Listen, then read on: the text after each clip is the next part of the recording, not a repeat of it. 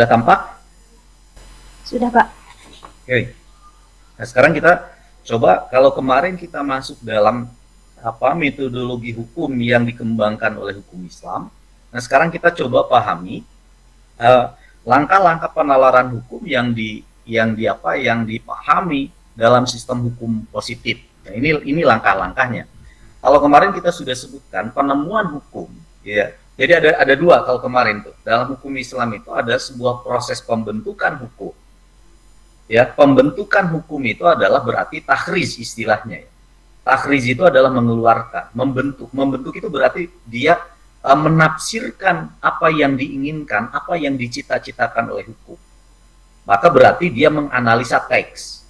Karena dia menganalisa teks, maka kemudian langkah yang harus dilakukan itu adalah setiap teks dia memiliki makosidnya, dia memiliki tujuan. Maka kemudian ada ilatnya. Dalam hukum positif kemudian disebut dengan hukum kausalitasnya. Kalau saya lebih senang mempergunakan ada makosidnya, ada cita hukum dalam hukum positif. Jadi setiap undang-undang, setiap teks hukum pasti dia memiliki cita hukumnya. Nah, cita hukum itu kemudian dia sebut dengan ideal hukum. Nilai ideal hukum yang ingin dicapai oleh seseorang. Nah, maka kaidah hukumnya, filsafat hukum yang kemudian diterjemahkan menjadi kaidah hukum yang menetapkan seseorang untuk memproduksi hukum pada term yang pertama, itu kemudian disebut dengan al-hukmu yadurul ma'al illati wujudan wa adaman. Jadi hukum itu beredar sesuai dengan ilatnya. Nah, sedangkan pola yang selanjutnya yang di bawah dalam proses mengungkap, dalam proses menggali hukum-hukum yang tumbuh dan berkembang di masyarakat, maka kemudian pada saat itu ada norma yang harus dipahami, ada kaidah yang harus dipahaminya. Kaidah yang harus dipahaminya itu apa? Kaidah yang harus dipahaminya itulah yang kemudian disebut dengan tagayyur, proses perubahan hukum. Proses perubahan hukum itu kemudian disimpulkan dalam sebuah kaidah yang disebut dengan tagayyurul ahkam bitagayyuril amkinah wal azminah. Nah, ini jadi skema yang harus dipahami oleh Anda semua, ya. Jadi hukum asalnya harusnya A, tatkala dia diimplementasikan menjadi berbeda. Kenapa dia menjadi berbeda? Berarti kan harus dicari alasan hukumnya. Nah, tatkala Anda mencari alasan hukumnya, istilahnya seringkali disebut dengan proses penemuan hukum, sebab ada hukum baru. Metode yang harus Anda lakukan itu adalah mengidentifikasi hukum, gitu, atau dengan metode efektivitas hukum. Nah, metode menggali dengan metode identifikasi hukum dan efektivitas hukum itu melalui proses penalaran. Penalaran siapa? Penalaran hakim. Nah, tatkala sudah dipahami dengan sebuah proses penalaran hakim, maka kemudian ditemukan, ditarik ke atas. Nah, jadi perubahlah. Maka seringkali disebut hukum itu ada menjadi variabel independen dan menjadi variabel dependen. Nah, itu Anda pahami. Kemarin juga saya sudah pahamkan bahwa penalaran hukum itu adalah bagian dari analisa hukum. Jadi kalau Anda mau menalar hukum tetapi prosedur menganalisa hukum tidak paham, nggak bisa, bakal gagal. Jadi Anda sebetulnya sudah dianggap menganalisa hukumnya paham harusnya. Jadi proses analisanya dulu harus paham, setelah memahami prosedur menganalisa hukum baru bisa nalar hukum. Nalar hukum bisa kalau Anda paham juga logikanya. Nggak bisa nalar nggak ada logika. Maka logika itu standar awal. Standar awal untuk menentukan, menjembatani setiap pikiran manusia agar pikiran manusia menjadi objektif dalam memahami perkara yang sedang dia hadapi. Nah, maka urutannya adalah penalaran hukum dari aspek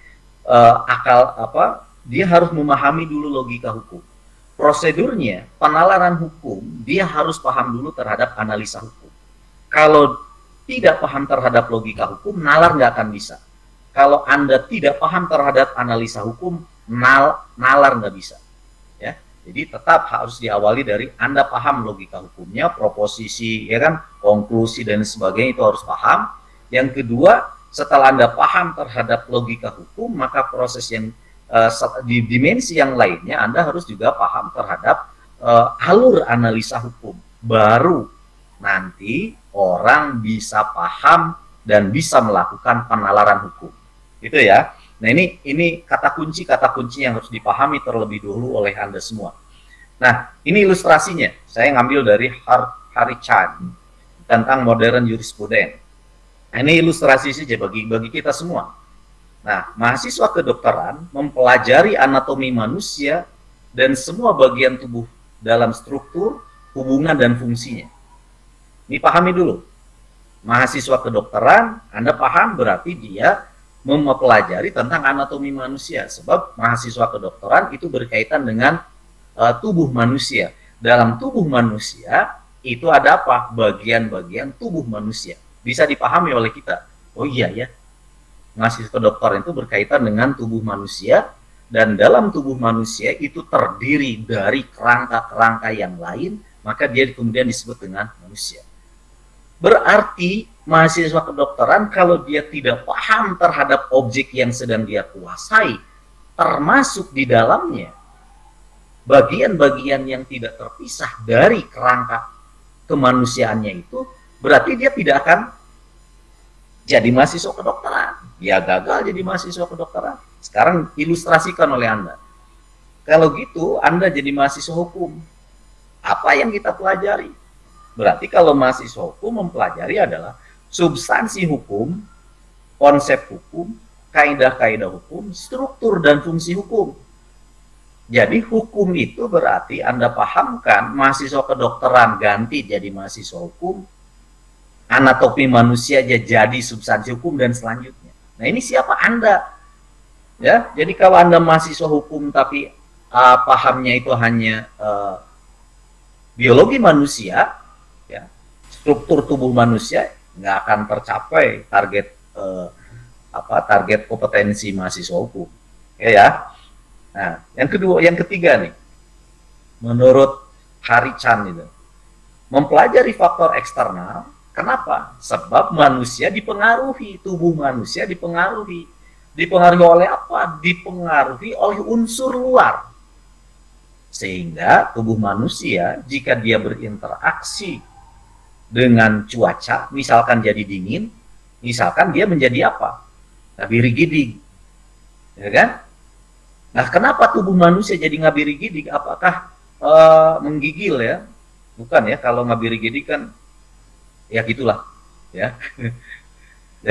Kenapa? Karena dia dingin.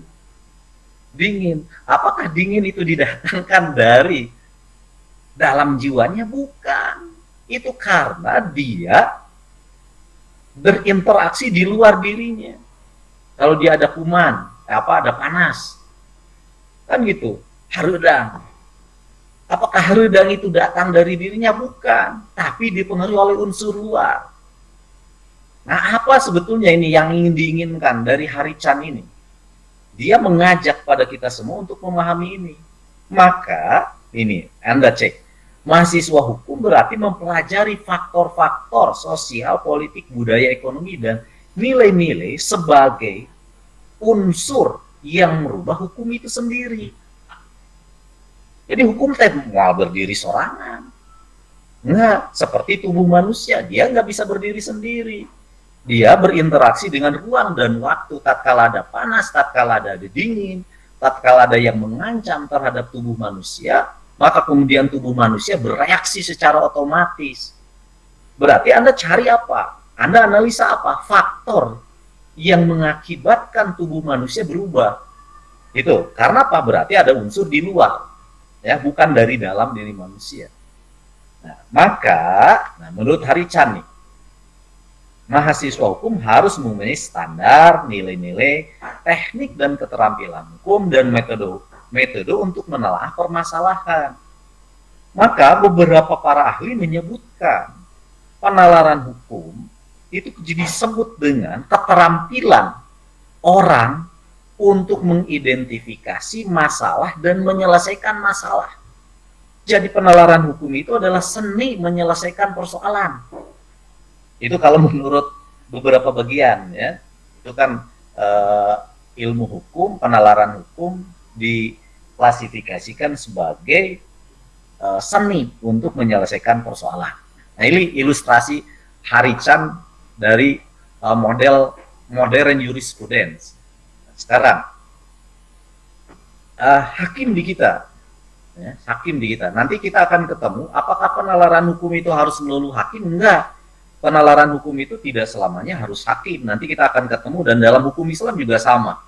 Siapa saja yang harus mempergunakan teori penalaran hukum, tidak dengan serta-merta yang harus melakukan penalaran hukum itu selamanya hakim. Bukan, salah kalau yang boleh melakukan penalaran hukum itu hakim, salah. Nanti kita akan ketemu. Nah, hakim, katakanlah dalam diri kita, siap argumentasi pertimbangan hukum itu, ini kan lihat oleh Anda, pasal 50 dalam Undang-Undang 48 tahun 2009. Ya, lihat oleh Anda sekarang. Putusan pengadilan selain harus memuat alasan dan dasar putusan, nah ini tadi saya sebutkan. Jadi dari aspek logika, gitu ya, dialektika dan retorika yang kemudian disebut dengan prosedur hukum, maka setiap prosedur hukumnya adalah alasan dan dasar putusan. Cukup sampai sana tidak? Kemudian menurut pasal ini, memuat pasal tertentu dari peraturan undang-undang yang bersangkutan atau sumber hukum tak tertulis yang dijadikan dasar untuk mengadili. Nah ini nih, ini kekuatan Anda itu, di sini nih. Ya, kekuatan kita semua, Anda sebagai calon ahli hukum di sini. Jadi kemampuan untuk memuat alasan, kalau Anda nanti jadi hakim, nah di sini memuat alasan, dasar putusan, dan di sini nih memasukkan dasar hukum dari undang-undang yang bersangkutan dari sumber hukum, baik sumber hukum tertulis atau hukum yang tidak tertulis. Nah, di kita ini persoalannya, hakim belum memiliki keberanian untuk mengungkap sebuah putusan hukum dari mana? Dari hukum yang tidak tertulis. Ya. Harusnya apa? Harusnya bisa digali dari proses penggalian hukum yang tidak tertulis, ditemukanlah hukum seperti begini.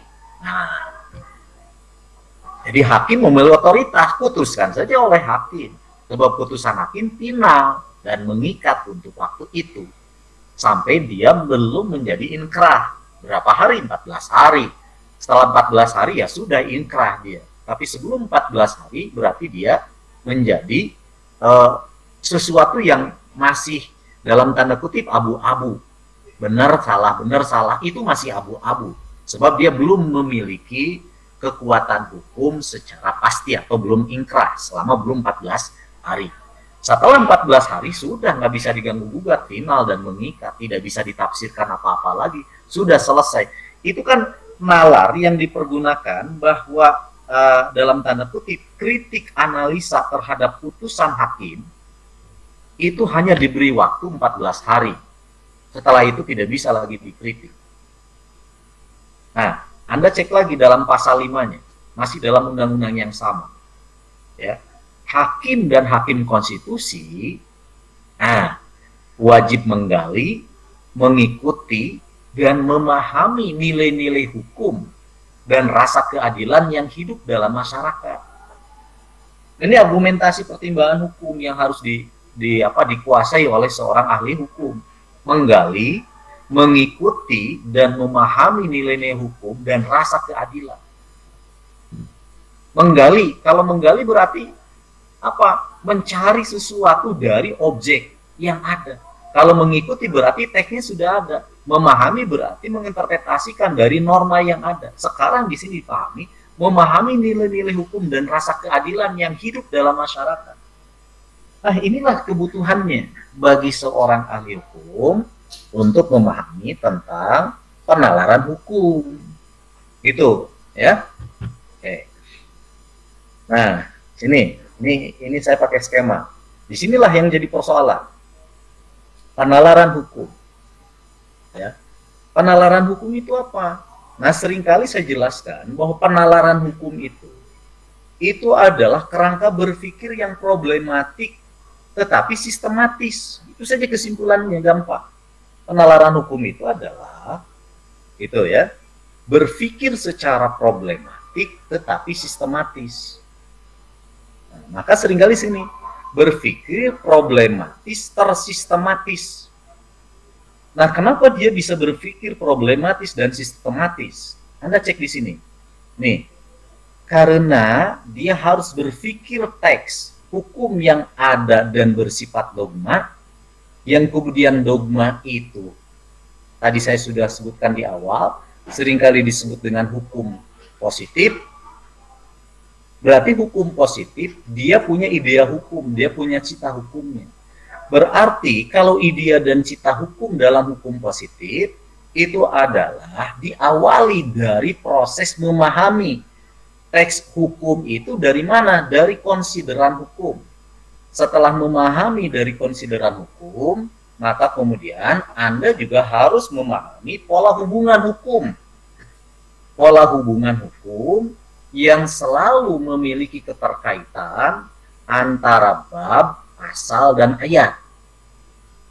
Bab, pasal, dan ayat, dia memiliki keterkaitan tertentu, dan pola pemahaman dengan mengaitkan, menghubungkan antara bab, pasal, ayat, itulah yang kemudian disebut dengan interpretasi yang bersifat autentik.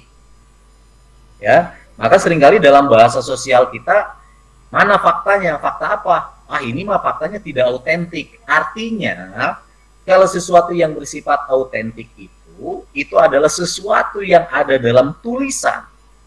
Ya, kalau ada makna yang tidak tertulis, tidak autentik, gitu ya. Anda pahamkan seperti begitu. Yang kedua, kalau autentik itu adalah pola penafsiran dari teks hukum berdasarkan pola hubungan. Kalau dalam Al-Quran itu, kalau dalam hukum Islam, pola hubungan munasabatul ayat, ya, memunasabahkan ayat, itu penafsiran autentik. Nah, sekarang setelah penafsiran autentik, maka penafsiran tata bahasa. Berarti model bahasa yang dipergunakan oleh hukum itu sendiri. Kan tentu saja beda-beda, bakal beda-beda lagi di sini. Nah, inilah disebut dengan berpikir problematis dan sistematis. Nah, yang selanjutnya apa? Berpikir tentang historis, berpikir historis. Kenapa dia berpikir historis? Karena setiap sesuatu yang diungkapkan, sesuatu yang dituliskan, dia memiliki apa? Dia memiliki aspek sejarahnya, memiliki sebab musababnya. Nggak mungkin tidak ada sebab musabab, pasti ada sebab musababnya. Itulah yang kemudian disebut dengan sesuatu yang bersifat autentik, sesuatu yang bersifat tata bahasa, itu pasti harus diawali dari sejarahnya. Ada sejarahnya. Kenapa sih Anda mempergunakan kalimat itu? Kenapa sih pasal ini ditempatkan Pak di bab ini? Kenapa sih ayat ini ditempatkan di sini? Kan pertanyaannya ada kenapa? Karena jawabannya ada kenapa, berarti ada penelusurnya berdasarkan teori historis, sejarahnya. Contoh, misalkan saja, kalau dalam Al-Quran, misalkan, Alhamdulillahirabbil alamin ayat yang pertama, kenapa tidak dijadikan ayat yang ke-7? Nah, itu kan penafsiran autentik. Ya, paham ya? Nah, kemudian yang keempat ada aspek sosiologis. Apa yang disebut dengan aspek sosiologis? Yang disebut dengan aspek sosiologis itu berarti apa yang ditampilkan itu didasarkan dan dipengaruhi oleh nilai-nilai kultur budaya yang hidup dan tumbuh berkembang pada saat itu. Itulah yang kemudian disebut dengan sosiologis. Lihat Anda di bawah. Kenapa ini saya pisahkan nih? Nanti Anda bakal pahami skema ini. Nah, kalau ada di bawah berarti hukum itu juga bisa dilakukan berdasarkan mekanisme analogis. Kenapa dia bersifat dipahami dengan mekanisme bersifat analogis? Karena perilaku manusia, gitu ya, perilaku manusia pada dasarnya tidak akan jauh dari perilaku manusia-manusia yang lain. Nggak mungkin ada yang beda. Pasti ada yang sama. Nah, tinggal persoalannya adalah siapa yang dulu, siapa yang belakangan. Hanya itu sebetulnya ya. Yang dulu, yang belakangan. Maka yang belakangan kemudian dia tinggal berkiblat saja kepada yang duluan hadir. Nah, itu kemudian disebut dengan analogi. Ya. Yang kedua, persoalan yang kedua, penafsiran hukum juga, penalaran hukum juga, itu ada yang disebut dengan penyempitan hukum. Jadi kalau hukum itu yang bersifat dalam bahasa Arab itu dalam bahasa hukum kita itu adalah universal. Apakah sesuatu yang bersifat universal itu juga bisa diterapkan ke universalannya? Jangan dulu. Dicarikan dulu sesuatu yang teks hukum yang menjerat secara spesifik. Contoh, pencurian, pasal pencurian. Pasal pencurian itu adalah menjelaskan tentang, misalkan, definisi operasionalnya adalah pencuri seperti ini, seperti ini, seperti ini. Apakah setiap orang yang mengambil harta, ya, mengambil harta orang lain itu kemudian disebut dengan mencuri? Jangan dulu. Anda cari dulu prosesnya. Maka kemudian lahirlah penyempitan hukum yang kemudian disebut dengan satu, ada yang lebih rendah dari pencurian, itu apa? Misalkan saja nyopet. Itu kan lebih rendah dari konsep pencurian. Berarti nyopet, ya, ngutil, itu adalah penyempitan hukum dari model apa? Model pencurian. Ya. Nah, sekarang ada lagi model yang lebih luas. Yang lebih luas itu apa? Yang lebih luas itu adalah dari proses pencurian itu ada lebih garang dari pencurian. Apa? Perampokan, begal. Itu lebih garang dari hanya sebatas mencuri. Korupsi itu lebih garang daripada hanya persoalan mencuri. Beda lagi. Jadi ada lagi. Anda setelah mengungkapkan data dan menemukan fakta hukum yang tumbuh berkembang di masyarakat, hukum itu seringkali disempitkan pemaknaannya, pemahamannya oleh kita. Sehingga terjadilah apa yang disebut dengan penyempitan hukum. Ya. Yang kedua, kontrario. Kontrario itu berarti dipahami dengan pola penafsiran berdasarkan sesuatu yang bersifat kontradiktif. Ya, kalau dalam bahasa logika itu ada penalaran yang tidak mungkin kesimpulan yang ketiga itu dalam hukum logika. Tapi dalam dalam penalaran hukum itu seringkali disebut dengan model kontrario. Ya. Nah, lihat oleh Anda sekarang. Jadi, saya menjelaskan tentang teori penalaran hukum itu adalah berpikir problematis dan tersistematis karena dia harus menerjemahkan dua kemungkinan. Kemungkinan yang pertama adalah menerjemahkan teks hukum yang sudah dituliskan dalam undang-undang yang ada pada tingkat yang pertama di sini. Dan yang kedua adalah bagaimana dia mengungkap hukum yang tumbuh berkembang di masyarakat, yang sudah terjadi dan berlaku di masyarakat, dan dia membutuhkan jawaban hukum. Dan jawaban hukum itu harus ditetapkan oleh siapa? Oleh seorang ahli hukum melalui mekanisme penalaran hukum. Jadilah penalaran hukum itu adalah cara berpikir problematis tetapi dia sistematis. Itu ya, pahami oleh Anda. Nah, maka setelah ini Anda harus berpikir begini. Itu. Nah, pada dasarnya bagaimana mengkomunikasikan dua kemungkinan ini? Mengkomunikasikan dua kemungkinan ini, maka hukum dasarnya adalah bagaimana Anda berpikir secara filosofis, yang dirumuskan filosofis itu sudah menjadi kesepahaman dan kesepakatan bersama menjadi kaidah hukum. Yang dalam bahasa yang lebih spesifik menjadi prinsip-prinsip hukum. Yang dalam bahasa hukum Yunani kemudian disebut dengan principium, ya. Principium kalau nggak salah ya, seperti begitu ya. Pokoknya prinsip saja, yang dalam bahasa Indonesia kemudian disebut dengan prinsip, yang dalam bahasa Arab kemudian disebut dengan kaidah. Itu kira-kira ya. Nah, maka cara berpikir kaidah hukum dan cara berpikir filsafat hukum, saya lupa ada mengingatkan kembali ke Anda dalam beberapa pertemuan ke belakang. Hukum sebagai apa? Hukum sebagai dogma.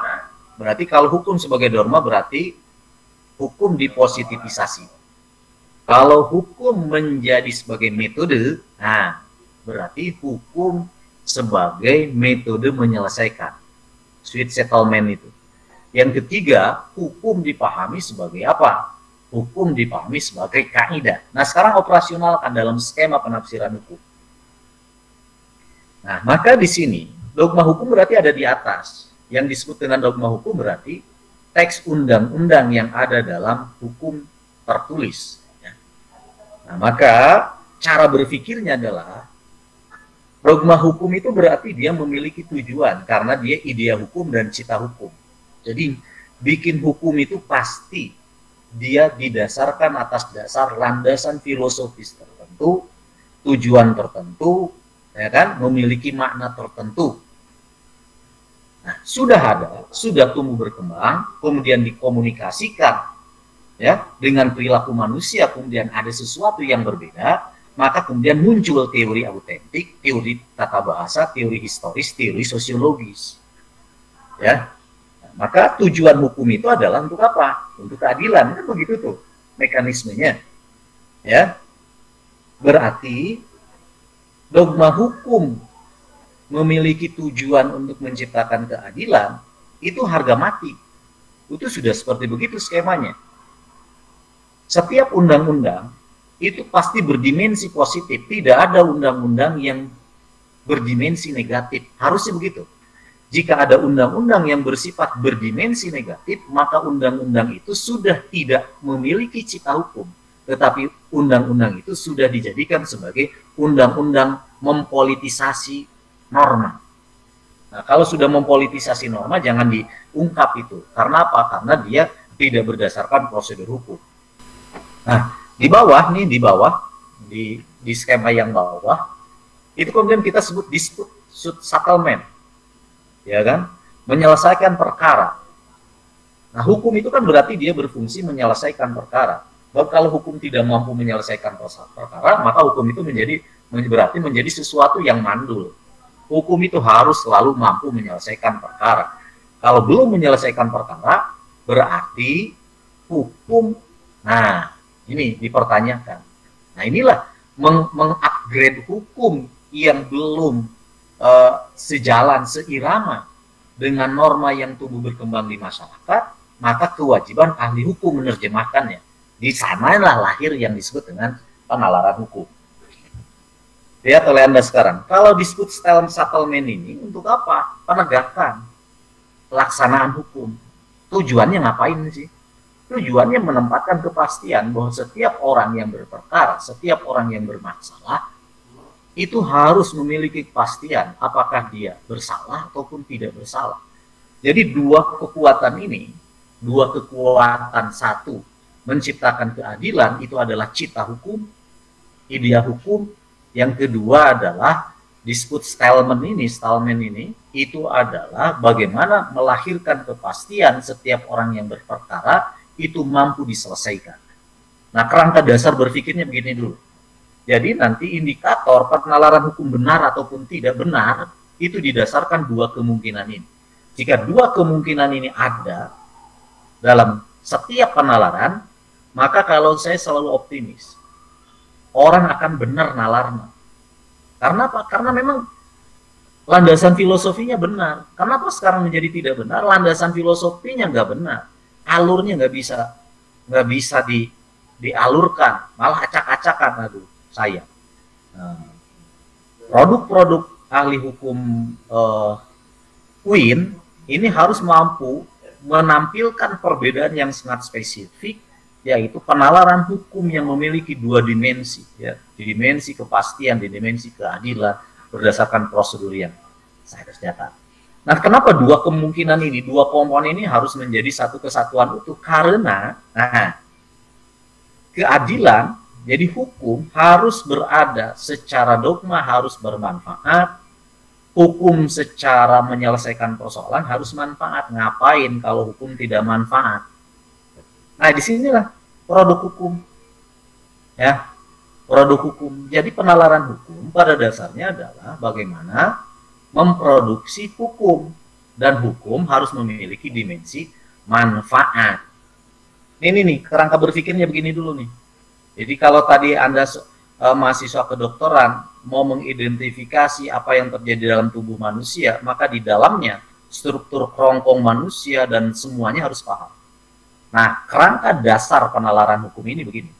Anda mau memproduksi hukum, nah, ya, tetapi produksi hukum itu harus memiliki dimensi manfaat, manfaat yang berkeadilan, manfaat yang memberikan kepastian, yang didapatkan dari norma yang bersifat dogmatik, dan didapatkan dan digali dari persoalan sweet settlement itu. Sehingga nanti muncul saja filsafat hukum dan kaidah hukumnya sesuai dengan norma yang ada. Nah, ini pahami dulu skema yang ini. Jadi ini kerangka dasar untuk menentukan bagaimana cara memproduksi hukum yang kalau saya sebutkan secara benar, ya.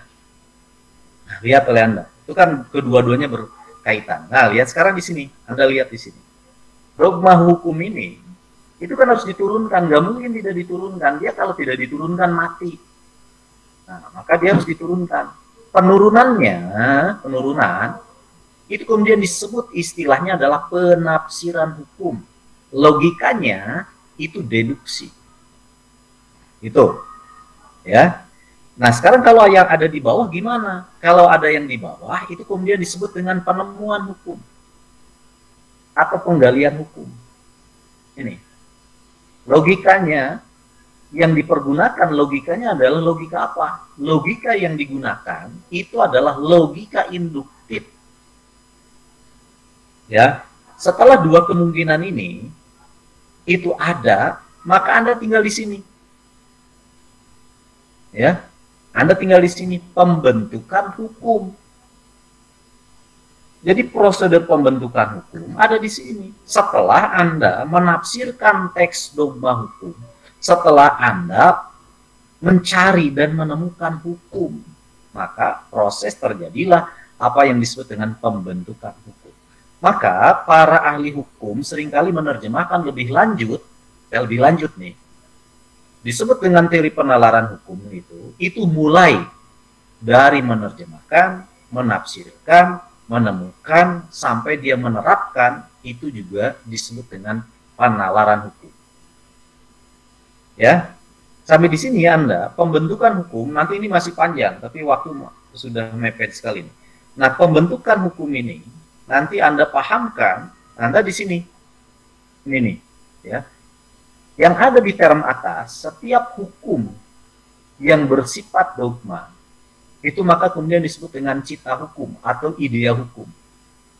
Tadi saya sudah sebutkan, setiap undang-undang, setiap hukum, itu pasti dia memiliki cita hukum tersendiri. Jadi punya skenario untuk kenapa sih hukum ini harus dilahirkan. Itu yang kemudian disebut dengan cita hukum dan ide hukum. Nah, sedangkan di bawah apa? Di bawah itu adalah realitas dan fakta dan data yang harus diselesaikan oleh manusia, oleh ahli hukum. Gitu kan? Di sini Anda cek tuh panahnya. Nah, lihat oleh Anda panahnya. Nah, maka siapa orang yang memiliki kepentingan ini? Siapa orangnya yang harus melakukan ini? Orang yang harus melakukan ini itu adalah ini, paralegal, ya. Kenapa paralegal membutuhkan kemampuan untuk memiliki kemampuan penalaran hukum? Karena, kan gitu kan, paralegal seringkali berinteraksi dengan kontrak, salah satunya. Tentu saja kemungkinan ini bukan hanya ini, tapi masih banyak kontrak-kontrak yang lain. Ya, kemudian adalah hakim. Hakim berarti putusan hakim. Yang kedua adalah advokat. Berarti kenapa dia akan hasil akhirnya adalah menggugat. Saksi ahli, hasil akhirnya adalah pendapat ahli. Nah, kira-kira kan skemanya bukan begitu tuh. Skema yang harus dikembangkan seperti begitu, ya. Karena skema yang akan dikembangkan seperti begini dan ini adalah menjadi struktur hukum yang akan dipergunakan, itu ya, untuk produksi hukum dengan mempergunakan metodologi penalaran hukum. Nah, maka Anda cek, kalau penalaran hukum menjadi bagian dari proses penelitian hukum, maka yang ada di sini, para legal, hakim, advokat, saksi, harus paham terhadap proses analisa hukum. Maka analisa hukum itu terdiri dari analisa asas, analisa sistematika, analisa sinkronisasi, analisa perbandingan, analisa sejarah. Melalui mekanisme apa? Penafsiran nanti. Sedangkan di bawah apa? Identifikasi dan efektivitas. Ya. Nah, oleh karena itu nanti Anda di sini. Maka langkah-langkah dalam hukum positif untuk melakukan memproduksi hukum melalui mekanisme penalaran hukum, satu, dilakukan tahapannya nih dengan cara mengidentifikasi sumber hukum, dua, analisa sumber hukum, tiga, sintesis aturan, empat, menelaah fakta, dan lima, menerapkan struktur. Nah, ini 5 tahapan. Ya, 5 tahapan. 5 tahapan ini adalah menurut salah satu ahli. Ya, sedangkan menurut Philippus itu ada 8 tahapan. Anda baca cari tuh hukum Philippus itu di logika hukum. Ya, buku judulnya adalah logika hukum, logika dan penafsiran hukum. Jadi Anda banyak baca tentang logika dan penafsiran hukum. Ya, nah oleh karena itu nanti Anda di sini, Anda kalau klik di sini, ini Anda akan ketemu. Nah di sini penalaran hukum itu akan mendapatkan hambatan. Ya, dari mana? Sistem hukum yang dianut, ya, atau berlaku atau mempengaruhi penalaran hukum.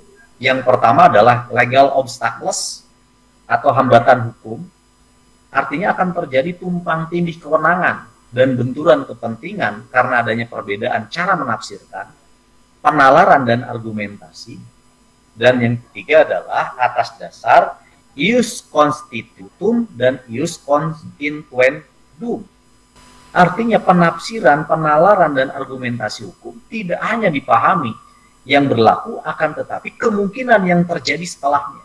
Nah inilah hambatan-hambatan. Sehingga nanti, sebalik lagi saya sebutkan, penalaran hukum adalah penalaran yang bersifat problematik karena selalu berpikir skema problem yang terjadi. Nah kira-kira begitu. Ya. Nah oleh karena itu nanti Anda akan ketahuan di sini. Kalau misalkan di sini ya, di sini nih, di paralegal, Anda cek di sini. Kalau paralegal itu begini, nih, kalau di paralegal tadi, paralegal itu semua ya komponen yang akan menafsirkan hukum. Nah, penalaran hukum itu diturunkan ya menjadi legal reasoning, alasan hukum. Untuk apa? Untuk putusan hakim. Jadi legal decision. Nah, bagaimana caranya, siapa dan apa fungsinya? Nah, Anda cek lihat sekarang. Kalau untuk hakim, penalaran hukum itu fungsinya untuk apa? Nih, sweet settlement tadi. Menyelesaikan perkara sesuai dengan prosedur dan tingkat peradilan. Tadi misalkan ada yang nanya, tingkat yang pertama, pengadilan tingkat yang pertama adalah logos. Yang kedua adalah persuasi, retorik dulu.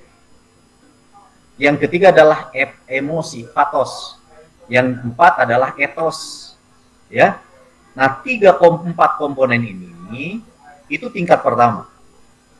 Tingkat yang kedua itu adalah argumentasi hukum karena memeriksa pemeriksaan perkara. Ya, tadi saya sudah jelaskan ini. Yang kedua, lawyer. Apa fungsinya? Keterampilan menyelesaikan perkara dengan argumentasi hukum. Kenapa? Karena ada sengketa hukum. Untuk legislator, kalau Anda pada satu saat jadi legislator, ngapain sih penalaran hukum ini, fungsinya ngapain? Nah, dasar argumentasi, penyusunan dan penetapan undang-undang. Nah, profesional hukum, untuk ngapain profesional hukum? Menemukan dasar dari suatu peristiwa, hukum atau perbuatan hukum dengan tujuan menghindari pelanggaran. Nah, ini kan untuk profesional hukum. Yang keempat, kelima, pelaksana hukum. Pelaksana hukum itu ngapain? Dia harus memahami teori penalaran hukum ini. Kalau dalam hukum Islam kan taklid itu tidak boleh. Ya, kalau bisa jadi mutabi. Mutabi itu adalah pelaksana hukum.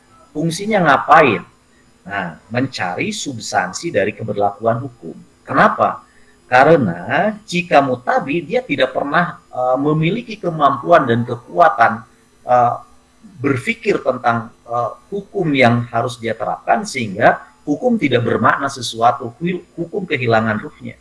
Tapi jika menjadi mutabi, ya, kalau dalam bahasa hukum positif kemudian disebut dengan pelaksana hukum, dia menjadi paham betul kenapa hukum ini harus berlaku, kenapa hukum ini harus diterapkan, dan lain sebagainya dan sebagainya. Nah, kira-kira sampai di sini nih bahan ini banyak sebetulnya secara skema yang tadi itu alasan-alasan hukumnya sudah saya jelaskan di sini. Tinggal Anda baca saja, dan saya anjurkan Anda banyak baca, ya, banyak baca dan banyak buka wawasan, dan Anda banyak baca dari jurnal-jurnal hukum. Ya, kalau Anda susah baca dari buku, Anda baca dari jurnal hukum. Kalau Anda banyak baca dari jurnal hukum, itu kita memperkaya, karena di jurnal hukum itu seringkali para penulis itu mengintegrasikan semua komponen, nalar-nalarnya menjadi nalar yang sistematis, sedangkan dalam buku biasanya dia mendeskripsikan saja bentuknya. Oleh karena itu, kalau Anda mau lebih cepat menjadi analis hukum, maka sering banyak baca jurnal-jurnal hukum. Sampai di sini dulu, kira-kira apa yang saya sampaikan, walaupun ini alasannya masih sangat banyak, sebab slide ini ada sekitar 25 slide ya, tapi saya rangkum dalam satu alur yang sudah saya jelaskan tadi. Sampai di sini, silakan kalau ada yang mau didialogkan lebih lanjut. Kalau tidak ada dialogkan lebih lanjut, maka kita akhiri. Dan saya ingatkan ke Anda, artikel UTS Anda harus sudah masuk tanggal 4 November. Jadi di sekitar 2 kali lagi pertemuan, dan Anda sudah dipahamkan dari sekarang. Sampai di sini saya persilakan. Izin hanya menambahkan konsepsi. Silakan. Prof ini sering mengumpulkan hukum positif. Ini hukum tentang hukum positif, Prof. Nah, apa yang dikonsepsikan dalam hukum positif di situ? Akar menggunakan pemikiran dari Augusto Comte atau konsepsi positivisme hukum yang lain gitu loh. Oke, kalau yang disebut dengan hukum positif, di hukum positif di sini itu adalah hukum yang ditetapkan oleh negara sehingga hukum itu menjadi sesuatu yang bersifat positif. Ya, hukum yang dikeluarkan oleh negara, jadi hukum publik. Ya, hukum publik. Ya, bukan positivisme dalam aliran hukum, bukan positivisme dalam aliran logika. Atau dalam aliran filsafat. Positif di sini itu adalah hukum yang dipositifkan atau hukum publik yang dianggap sebagai hukum yang berlaku di negara. Gitu ya. Artinya itu dalam bentuk fisik undang-undang atau undang-undang? Iya, siap. Undang-undang. Jadi hukum positif undang-undang, kemudian ada Perda, ada PP, ada Perda dan sebagainya sampai tingkat terbawah itu adalah Perdes. Perdes itu hukum positif. Ya. Terima kasih. Ya, masih ada? Izin bertanya. Silakan. Ya. Seperti tadi yang telah dijelaskan oleh Bapak bahwa pengertian penalaran hukum itu kan merupakan kerangka berpikir yang problematik ya, namun sistematis.